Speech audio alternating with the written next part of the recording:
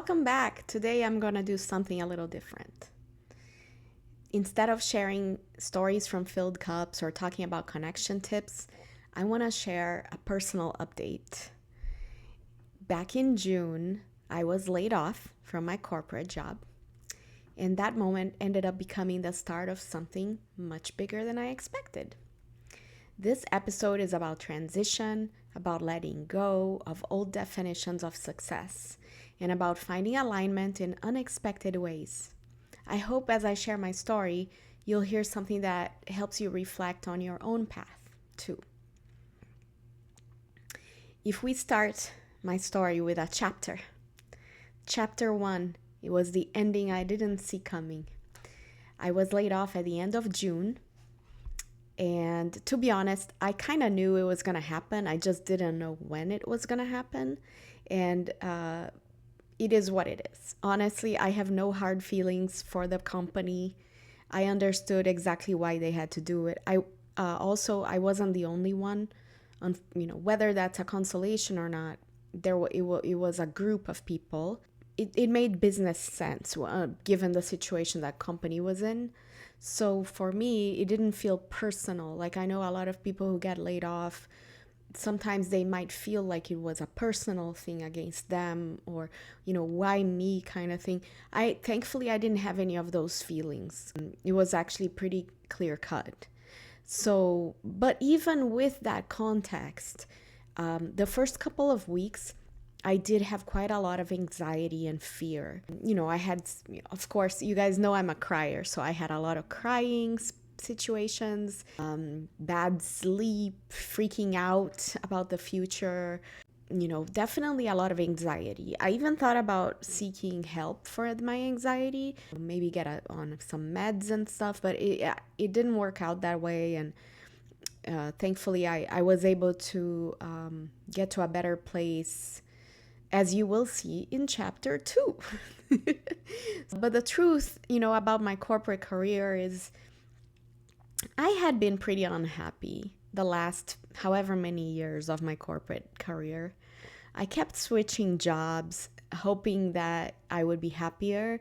And when I would get to the new job, after the initial novelty aspect, I would find that I wasn't happier. I was still disengaged. I was still feeling kind of jaded and worn out, if you will.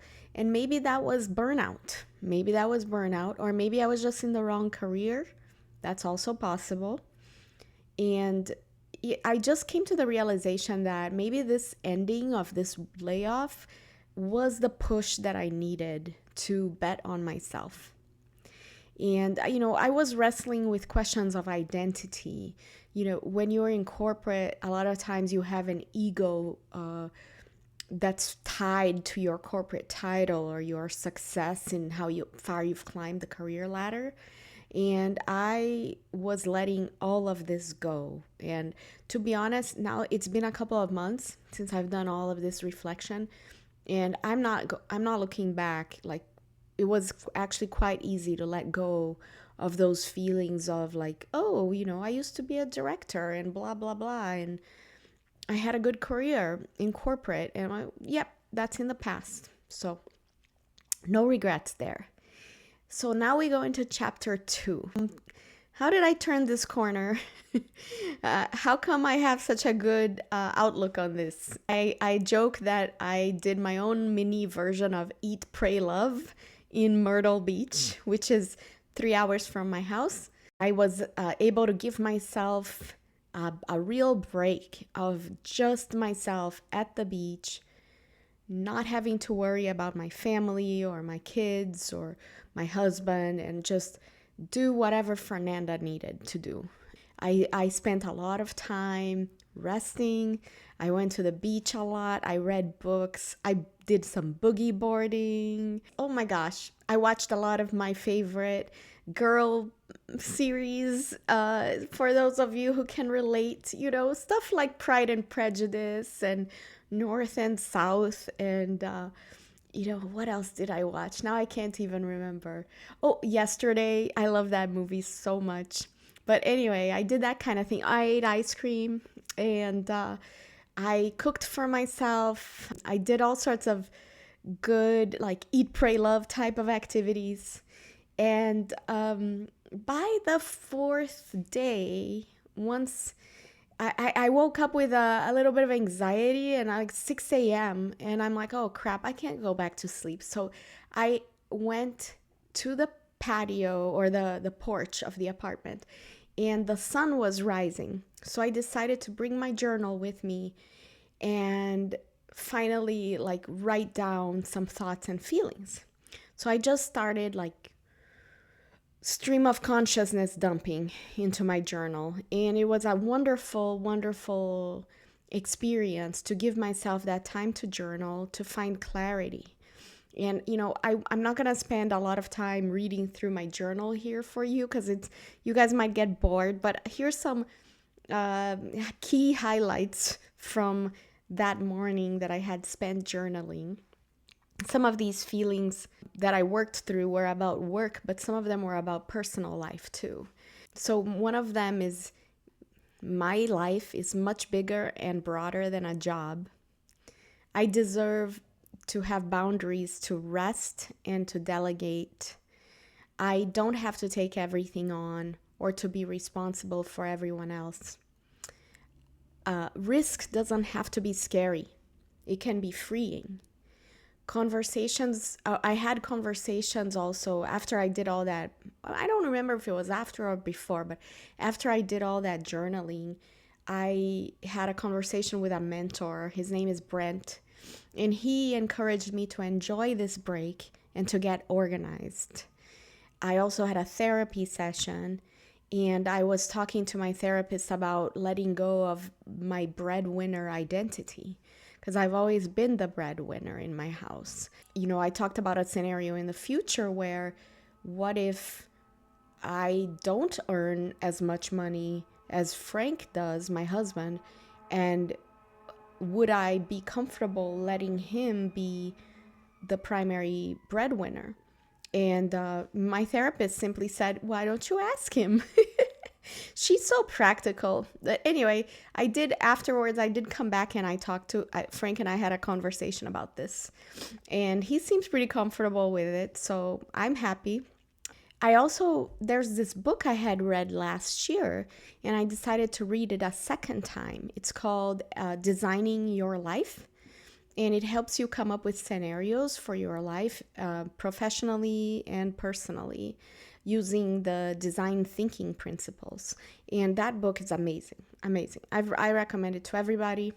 Anybody who's having any kind of thoughts about changing your life, definitely pick up that book. I listened to it on audiobook through Libby, but a friend of mine bought it. And also I think they have a website where you can download their PDFs. Because they have a lot of really great exercises. In that book, it helped me reframe like what good enough work looks like for me. And it helped me come up with scenarios for my future. And it also is big on the concept of prototyping. So using the methodology from Designing Your Life, I did all the exercises, I created the scenarios, and I started prototyping them. I started talking to people about my scenarios. Some of the scenarios I had already prototyped last year or the year before, but it was just a really nice way to kind of pull it all together. I also did a values exercise during my Eat, Pray, Love mini trip. And in the end, I came up with three major values. Education, meaning learning and sharing what I've learned. Connection, which means to me to be present and engaged. And self-expression, that what I have to say matters and that I have a lot to say. And embracing that part of me, that creative part of me. So that was a beautiful, beautiful exercise that I did. And I'm so glad I gave myself that break in mid-July. Which leads me to my chapter 3, my new path forward. I, ended up developing some clarity during that break or during that mid-July Eat, Pray, Love trip, But I also decided I was going to give myself a break, get organized, work on my scenarios, and like kind of finesse my scenarios to decide truly what my new path would be. And I worked with my mentor Tom, who is he's also a career coach.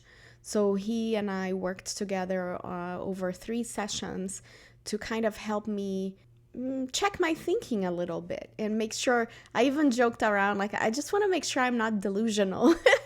Or as the kids say it, delulu. I just want to make sure I'm not delusional when I'm thinking about this. I also talked to my friend Lisa, who's a life coach, and my friend Ria.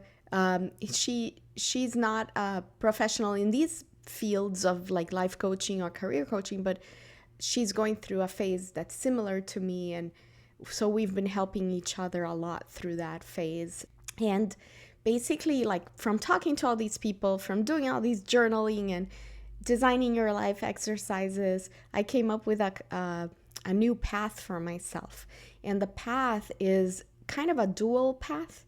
Basically, I want to pursue a master's in counseling.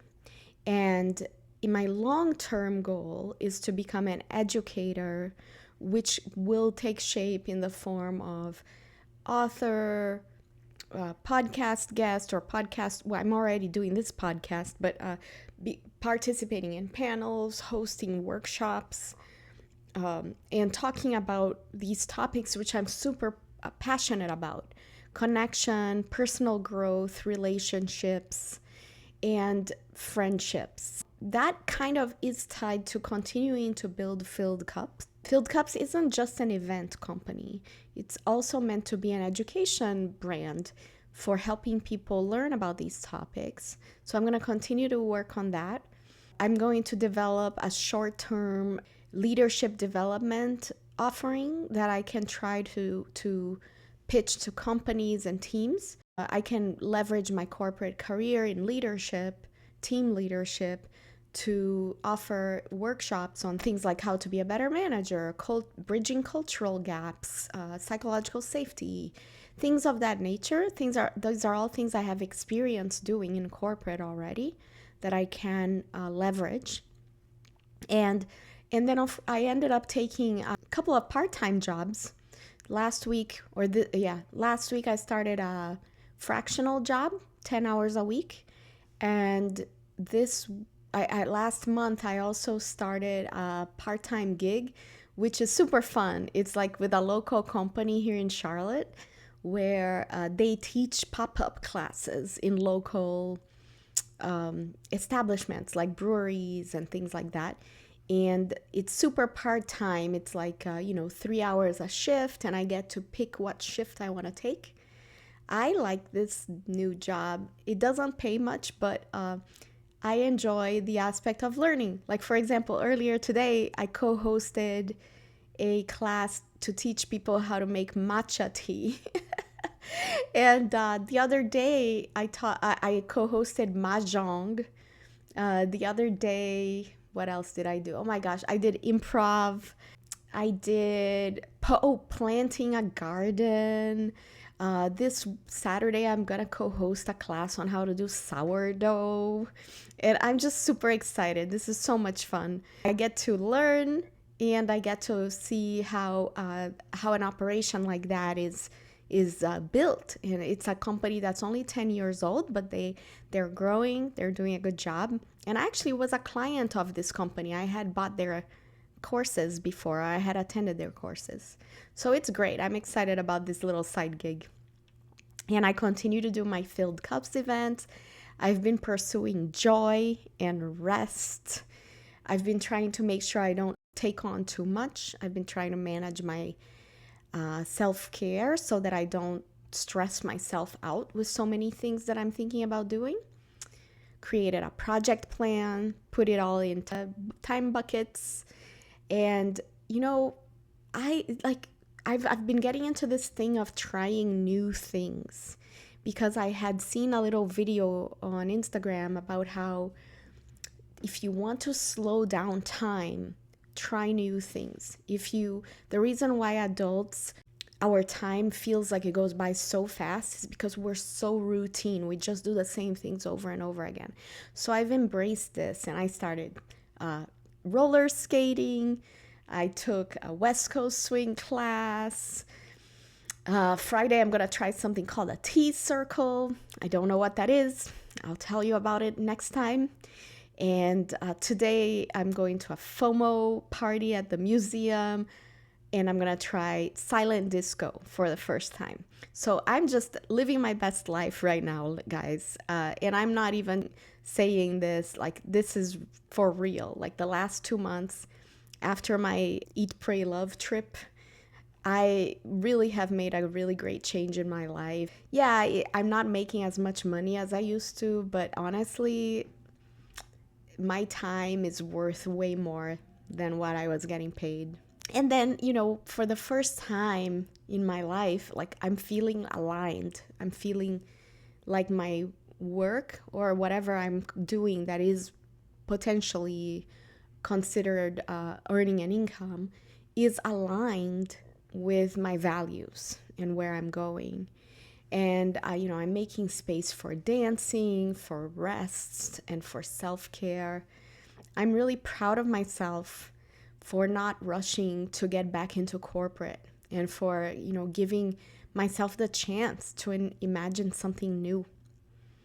And so I thought I would share this update with you guys. Whoever is listening, you now have a pretty good idea of where my head is at these days. So that's my update from layoff to clarity to a brand new direction. And honestly, it feels like the first time in a long time that my work and my values are truly in sync. If you're going through some kind of transition, I just want to encourage you, like, give yourself the permission to pause, to reflect, and to step off the path that you thought you had to stay on.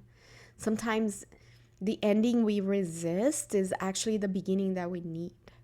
And thanks for letting me share this personal chapter with you. And don't worry, next time we'll get back into connection stories and dating wisdom.